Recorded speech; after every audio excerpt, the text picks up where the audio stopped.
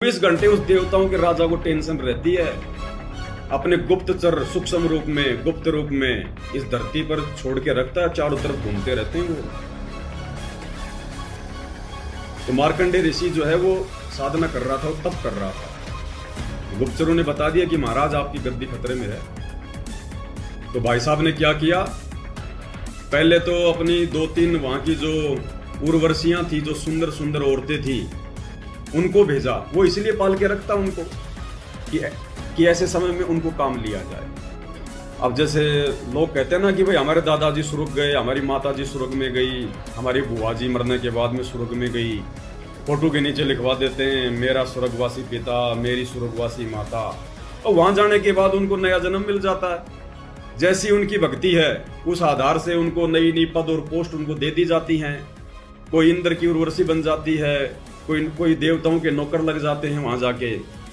अब हमारे दादा दादियों से, बाप दादाओं से इंद्र फिर क्या काम करवाता है?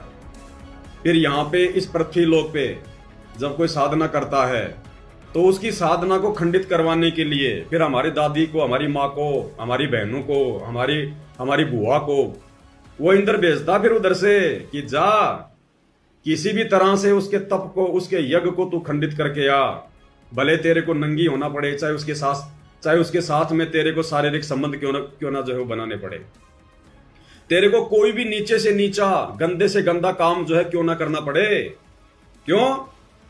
क्योंकि इन देवी देवताओं की भक्ति करके हम लोग देवी देवताओं के नौकर लगते हैं ऊपर।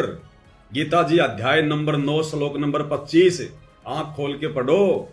देवताओं को पूजने वाले देवताओं को प्राप्त होते हैं, भूतों को पूजने वाले भूतों को प्राप्त होते हैं, और पितरों को पूजने वाले पितरों को प्राप्त होते हैं। तो ये देवी देवताओं की पूजा करने वाले थोड़े बहुत समय के लिए ये देवलोक में चले जाते हैं, वहां इंद्र के नौकर लग जाते हैं, नौकरानियां लग जाती हैं, और इंद्र फिर उनसे ये कुकर्म करवाता है। तो मार्कंडेय ऋषि की तपस्या को खत्म करने के लिए 2-3 औरतें उसने भेजी वहां से, तपस्या खंडित नहीं कर पाई। अंत में उसने अपनी खुद की मुख्य रानी को, अपनी पत्नी को, सची को भेज दिया उसने, और वो डांस करने लगी। उसने ऐसा वातावरण बना दिया, बाजे बजने लगे, क्योंकि सिद्धियां लेके आती हैं वो, सिद्धियों से सारे काम होते हैं।